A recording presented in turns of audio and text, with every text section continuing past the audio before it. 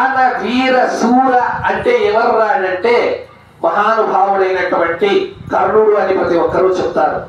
అలాంటి కర్ణుణ్ణి సాక్షాత్తు కూడా ధర్మాన్ని గెలిపించాలన్నటువంటి దృఢ సంకల్పంతో శ్రీకృష్ణ పరమాత్ముడు అర్జునునితో తన యొక్క విలంబులను గెలిపించి మహానుభావుడైనటువంటి కర్ణుణ్ణి కిందికి కూల్చివేస్తడం జరుగుతుంది. వెంటనే కర్ణుడు అనేటువంటి ఆ మహాయోధుడు మరణం చెందడం సంభవిస్తుంది.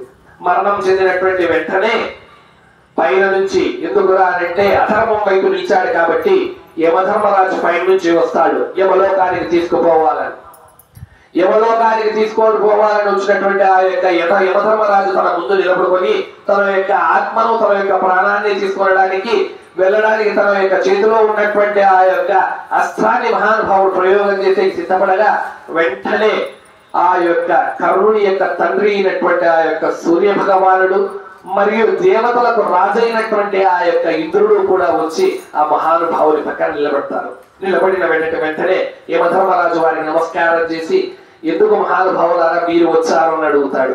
అడిగినటువంటి వెంటనే కూడా ఆ యొక్క సూర్య భగవానుడు మరియు ఆ యొక్క దేవేంద్రుడు చెప్తాడు ఏమిరా కారణము అని అంటే, నాయన యమధర్మరాజా, నీవు ఈ యొక్క ప్రాణాన్ని తీసుకొని పోవడానికి నీకు అర్హత లేదు. ఎందుకురా అని అంటే మహానుభావుడు దానము వీరము శూరములో కూడా మహావిక్కిరి గొప్ప శ్రేష్ఠుడు.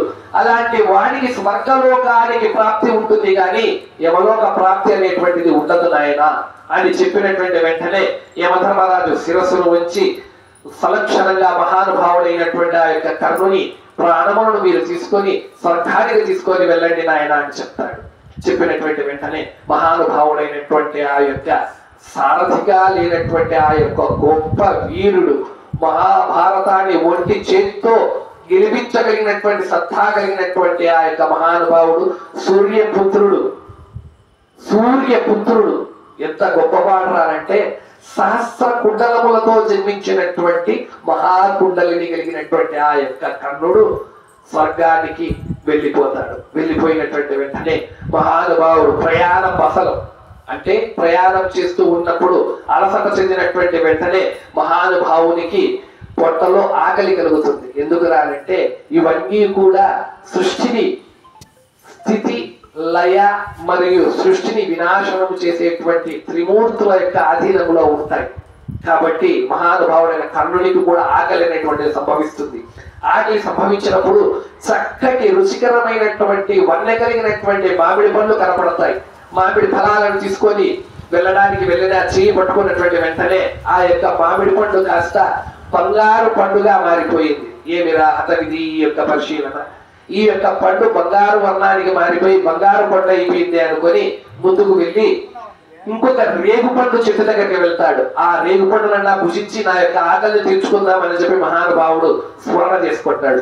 వెళ్ళినటువంటి వెంటనే రేగు పండును ముట్టుకోకపోతే అది కూడా బంగారుగా మారిపోతుంది. అంటే బంగారు రేగు పండుగా మారిపోతుంది.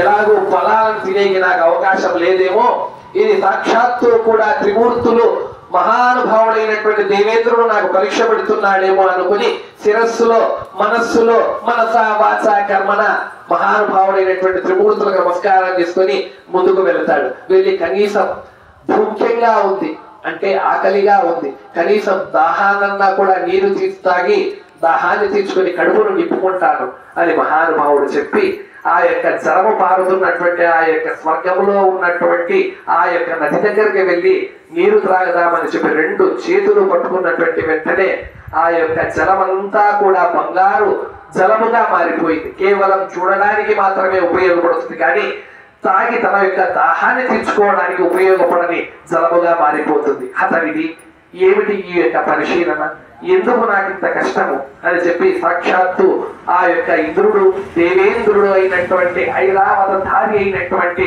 ఆ యొక్క ఐరావతాన్ని తన యొక్క వాహనంగా ఏర్పరచుకున్నటువంటి ఆ యొక్క వజ్రాయుధాన్ని ధరించినటువంటి ఆ యొక్క ఇంద్ర మహానుభావుడి దగ్గరికి ఇంద్ర సభకు స్వర్గాల్లోకి వెళ్తాడు. అప్పుడు మహానుభావుడు దిగ్దీప్తంగా ఆ యొక్క స్వర్గాలోకములో ఆ మహానుభావుడు పాలన చేస్తూ తన యొక్క సింహాసనం మీద కూర్చొని ఉన్నటువంటి ఆ యొక్క సందర్భములో తండ్రి ఇంద్రదేవ మహానుభావ నమస్కారం ప్రణామములు అని చెప్పి కర్ణుడు నమస్కారం చేసి, ఎందుకు స్వామి నేను ఏ పన్నును స్వీకరించపోయినా అది బంగారుగా మారిపోతా ఉంది. నేను ఏ యొక్క నీరు త్రాగాలని పోయినా ఆ నీరంతా కూడా బంగారుగా మారిపోతుంది. నేను చేసినటువంటి తప్పు ఏమి, భూలోకంలో నేను చేసినటువంటి తప్పు ఏమి అని కన్నీరు ముందీరై రోధించి మహానుభావుడైనటువంటి దేవేంద్రుడిని అడగడం జరుగుతుంది. అడిగినటువంటి వెంటనే దేవేంద్రుడు చిరుమందహాసంతో ఈ విధంగా చెప్తాడు, నాయన కర్ణ, సూర్యపుత్ర, నువ్వు చేసినటువంటి తప్పు ఏది లేదు నాయనా. నీ దగ్గరకు వచ్చినటువంటి సర్వ ప్రజలకు దేహి దానం భిక్షాం దేహి అన్నటువంటి ప్రతి ఒక్కరికి కూడా నువ్వు ఎప్పుడూ కూడా అన్నాన్ని పెట్టలేదు, పండ్లను ఇవ్వలేదు. నీ దగ్గర ఉన్నటువంటి వజ్ర వైడూర్య గోమేతిక పుష్కరాగ మరకత మాణిక్య సప్త కుండలాలను కూడా వారికి దానంగా ఇచ్చేసావు. ఏది కోరితే అది దానంగా ఇచ్చావు. వజ్రాలను ఇచ్చావు, మనులను ఇచ్చావు, మరకతాలను ఇచ్చావు, గోమేతికములు ఇచ్చినావు, పుష్కరాగాలను ఇచ్చినావు. కాబట్టి యథాభావం తదా భవతి, యద్భావం తద్భవతి అన్నట్టుగా నువ్వు చేసినటువంటి దానము యొక్క ప్రతిఫలముగానే తిరిగి నీకు బంగారం అన్నటువంటిది ప్రాప్తం చెందుతా ఉంది నాయన. అంతేకాకుండా మీ యొక్క పూర్వీకులు కావచ్చు, మీ యొక్క తండ్రులు కావచ్చు, మీ యొక్క తల్లులు కావచ్చు, నీ యొక్క కుటుంబంలో ఉన్నటువంటి పెద్దవారికి నువ్వు ఏ విధమైనటువంటి మరణించినటువంటి తర్వాత క్రియలను చేయలేదు, ఏ విధమైనటువంటి క్రియలను చేయలేదు. కాబట్టే నీవు తినడానికి కానీ తాగడానికి కానీ ఇంత ఇబ్బంది పడేటువంటి స్థితి అనేటువంటిది నీకు కలుగుతా ఉంది. మొట్టమొదట వారి యొక్క ఆశీర్వాదాన్ని సంపాదించు. ఆ ఆశీర్వాదము పితృదేవత యొక్క ఆశీర్వాదం నీ మీద, నీ యొక్క ఇంటి మీద, నీ యొక్క పుట్టుక మీద, నీ యొక్క భార్య మీద, నీ ఉన్నటువంటి